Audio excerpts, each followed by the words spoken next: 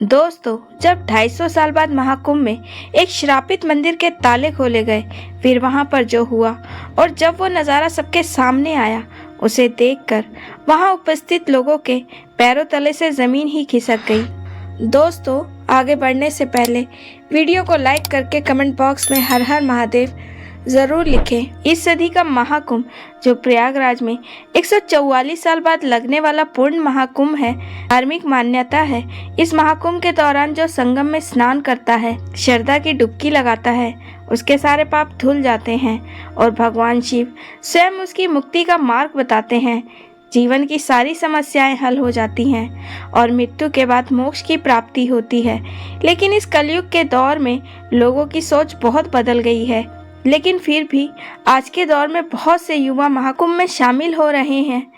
उनमें कई धार्मिक आस्था की डुबकी लगा रहे हैं, तो कई युवा इंस्टाग्राम के लिए रील बना रहे हैं, यूट्यूब पर वीडियो डालना चाहते हैं। इन्हीं में से एक सुमित मिश्रा नाम के एक यूट्यूबर के साथ एक ऐसा हादसा हो गया जिसे सुनकर आपके पैरों तले से जमीन ही खिसक जाएगी।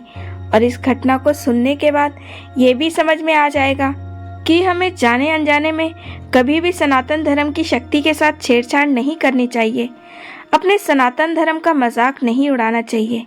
कभी कभी अंधविश्वास बहुत ज़्यादा बढ़ जाता है, वो भी सही नहीं है। लेकिन एक सत्य ये भी है कि जो हमारे शास्त्रों में लिखा है, हम उसे कभी नहीं बदल सकते और ना ही उसे झुठला सकते हैं। और आज की ये घटना उसका जीता जागता उदाहरण है। सुमित यूट्यूबर जो दिल्ली शहर का रहने वाला था, दिल्ली जैसे शहर में रहने वाले युवा होने के नाते उसके अंदर बहुत ज़्यादा मौज मस्ती भरा मन था। वह बहुत खुले दिल विचारों वाला और अपनी मस्ती में मस्त रहने वाला था। इन सब चीज़ों को वो ब्लॉगिंग के जरिए अपने यूट्यूब चैनल पर डालता था। उसकी लाइफस्टाइल बहुत यूनिक थी, लेकिन अक्सर वह चीज़ों को बहुत बड़ा बनाने पर ध्यान दिया करता था। छोटी छोटी बातों को भी बहुत बड़ा करके दिखाता था और इसी वजह से वह मंदिरों में अपने कंटेंट बनाता था। कभी कभी वह मंदिरों की अफवाहें उड़ाकर उसे अंधविश्वास बताकर तरह तरह से लोगों को भ्रमित करता था। जब उसे पता चला कि प्रयागराज में महाकुंभ लगने वाला है, तो उसने सोचा मुझे भी प्रयागराज जाना चाहिए। उसे संगम में स्नान करने का कोई मन नहीं था।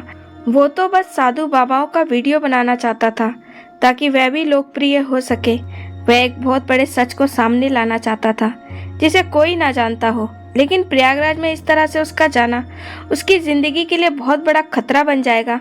उसे इस बात का बिल्कुल भी अंदाजा नहीं था। अब सुमित अपना कैमरा लेकर प्रयागराज पहुंच गया। महाकुंभ का समय था। भारी संख्या में लोग संगम में डुबकी लगा रहे थे, तो उसने भी देखा देखी संगम में डुबकी लगाई। उसने चाबी वाले बाबा, रुद्राक्षधारी बाबा और भी कई बड़े बड़े संतों के साथ वीडियो बनाए।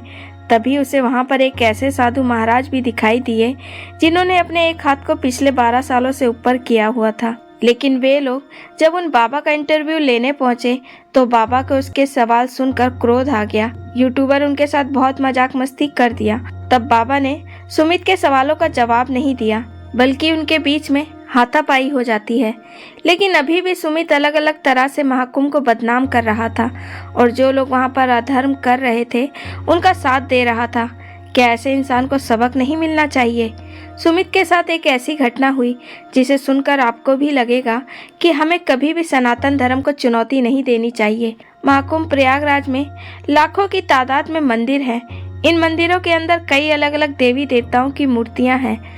उसने वहां पर देखा लोग भारी संख्या में मंदिरों में दर्शन कर रहे हैं, लेकिन उसे मंदिरों से तो कोई मतलब नहीं था। वो तो बड़े मंदिर को एक्सपोज करना चाहता था और अपने यूट्यूब चैनल पर व्यूज बढ़ाना चाहता था। तभी उसे एक ऐसे मंदिर के बारे में पता चला जिसके बारे में मान्यता थी कि वे पिछले 250 साल से बंद पड़ा है, क्योंकि उस समय पर कुछ बड़े जाति वालों के द्वारा एक स्त्री को इस मंदिर के अंदर जबरदस्ती मार दिया गया था। तब से लेकर आज तक प्रयागराज में वह मंदिर बंद ही पड़ा हुआ है। लेकिन अब सुमित को इस विषय में जानने की इच्छा बहुत हुई। आखिर वह मंदिर पिछले 250 साल से क्यों बंद पड़ा है? क्या सच में इसके साथ किसी आत्मा का कोई कनेक्शन है? अगर ये कहानी मैं अपने यूट्यूब पर दिखाऊंगा तो लोग देखना पसंद करेंगे। अब वह एक मुद्दा उठाने लगा कि हमें 250 साल बंद पड़े इस पुराने मंदिर को खोलना चाहिए और इसका सच सबके सामने लाना चाहिए।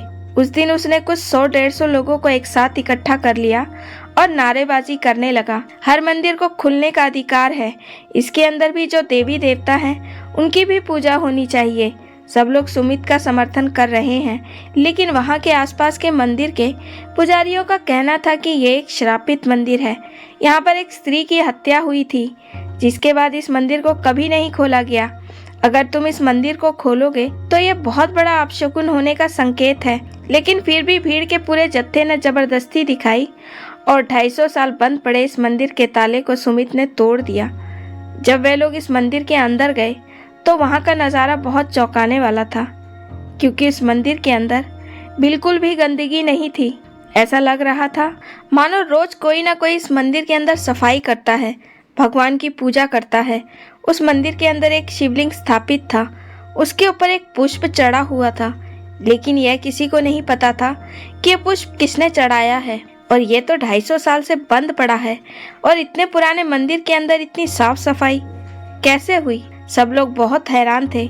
लेकिन उस दिन मंदिर के पुजारी और संत समझ चुके थे, अब जिसने भी इस मंदिर के दरवाजे खोले हैं उसके साथ कुछ अनिष्ट होने वाला है। उस दिन सुमित के साथ बहुत बुरा होने वाला है। उस दिन सुमित ने अपना YouTube पर वीडियो बनाकर और उसके मंदिर के दरवाजे जबरदस्ती खोलकर लोगों में अंधविश्वास फैलाकर सुमित पुनः अपने कैंप में सोने के लिए चला गया। लेकिन अर्धरात्रि के समय फिर अपने कैंप में से निकलकर चुपचाप प्रयागराज के उस मंदिर में वापस पहुंचा। उस बंद पड़े मंदिर के दरवाजे फिर से खोले और मंदिर के अंदर चला गया। अपना कैमरा वहां पर सेट कर दिया। तभी उसका फोन अचानक बंद हो गया। उसने सामने की ओर देखा कि एक औरत शिवलिंग की पूजा कर रही है, लेकिन उस औरत का केवल पिछला भाग ही दिखाई दे रहा था। तब सुमित ने सोचा कि इतनी रात को आखिर कौन सी औरत शिवलिंग की पूजा करेगी। वह उस औरत के पास गया और कहा, बहन जी आप कौन हैं और आधी रात के समय शिवलिंग की पूजा क्यों कर रहे हैं? लेकिन इतने में ही वह औरत अदृश्य हो गई और उस मंदिर का दरवाजा अपने आप बंद हो गया। अब मंदिर के अंदर भयंकर चिल्लाने की आवाजें आ रही थी। उसे ऐसा लग रहा था मानो कोई औरत जोर जोर से चिल्ला रही थी, मुझे छोड़ दो, मुझे मत मारो। सुमित बहुत ज्यादा डर गया और दरवाजा खटखटाने लगा। थोड़ी देर बाद वह दरवाजा अपने आप ही खुल गया और वह दौड़ता हुआ अपने कैंप में आकर डरकर सो गया। उसके पसीने छूट गए थे, उसके हाथ पांव कांप रहे थे। आखिर ये सब कैसे हुआ? उसे कुछ समझ नहीं आ रहा था। लेकिन यह बात तो वह समझ चुका था कि वह औरत जिंदा नहीं थी। जरूर ये वही आत्मा थी जिसे उसी मंदिर में मार दिया गया था। उसने अपने कैमरे में वीडियोग्राफी देखने की बहुत कोशिश की, लेकिन कैमरे में तो कुछ भी रिकॉर्ड नहीं हुआ था। वह बहुत ज्यादा ही डर गया था। वह सुबह सुबह ही पास के पंडित जी से इस बारे में चर्चा करने के लिए पहुंच गया। तब पंडित जी ने कहा कि हमने तुम्हें चेतावनी दी थी, लेकिन तुमने बिल्कुल भी ध्यान नहीं दिया और हमारी बातों की अवहेलना की। इसके पीछे सभी को इस घटना की जो जानकारी प्राप्त हुई वो ये थी, रीना नाम की एक लड़की महादेव की अनन्य भक्त थी। लेकिन ये मंदिर ऊंची जाति के लोगों का था। वहाँ निम्न जाति के लोगों को इस मंदिर में नहीं आने दिया जाता था। इसीलिए रात्रि के समय चुपचाप रीना इस मंदिर के अंदर आती थी और भगवान शिव की पूजा करती थी। एक दिन रात्रि के समय कुछ उच्च जाति के लोगों ने उसे मंदिर के अंदर जाते हुए देख लिया और वह निम्न जाति के लोगों के लिए मिसाल न बन जाए, इसलिए उसे खत्म करने की योजना बना ली। एक रात को जब वह शिवलिंग की पूजा कर रही थी तो कुछ जाति के लोगों ने उसके सर पर किसी तेजधार हथियार से उसके सिर पर वार किया और वह मंदिर के अंदर ही मर गई। और सभी को यही दिखाया गया कि अगर आज के बाद किसी भी छोटी जाति के व्यक्ति ने इस मंदिर के अंदर प्रवेश किया तो उसका भी यही हाल होगा। लेकिन 2-3 दिन में अचानक स्थिति बिगड़ने लगी। धीरे धीरे मंदिर में बुरी बुरी घटनाएं हो रही थी। अचानक मंदिर में लगा हुआ घंटा पुजारी के सर पर गिर गया। जिस व्यक्ति ने उस लड़की को मारा था, अचानक उसे दिल का दौरा आने से उसकी मौत हो गई। अब सब लोग बहुत ज्यादा डर गए थे।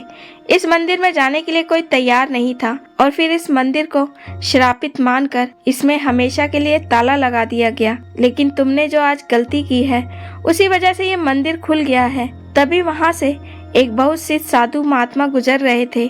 उन्होंने हिमालय की गुफाओं में 30 साल तपस्या की थी। उन्होंने अपने योग शक्ति से देखा और ये जाना कि सुमित, तुम तो केवल इस मंदिर को खुलवाने वाले एक निमित्त मात्र साधन हो। तुम्हारे द्वारा इस मंदिर के द्वार खुलना ये महादेव की लीला है, क्योंकि अभी महाकुंभ का समय है।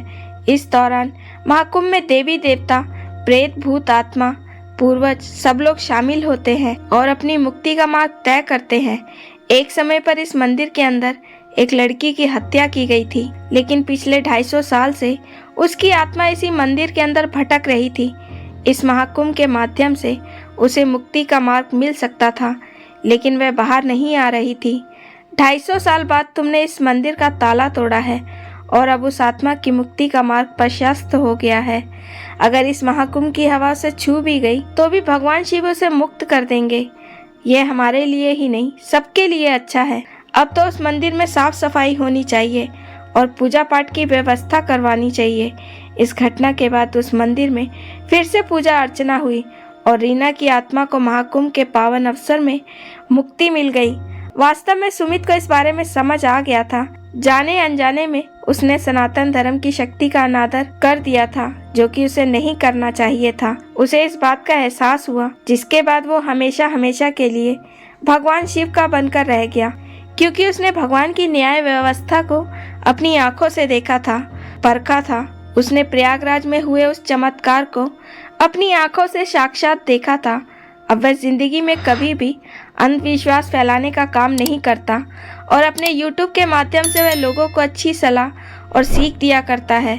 अगर आपको भी ये घटना पसंद आई हो तो वीडियो को लाइक ज़रूर करें और चैनल को सब्सक्राइब करना बिल्कुल ना भूलें। मिलते हैं एक और नई सत्य घटना के साथ। बहुत बहुत धन्यवाद। हर हर महादेव।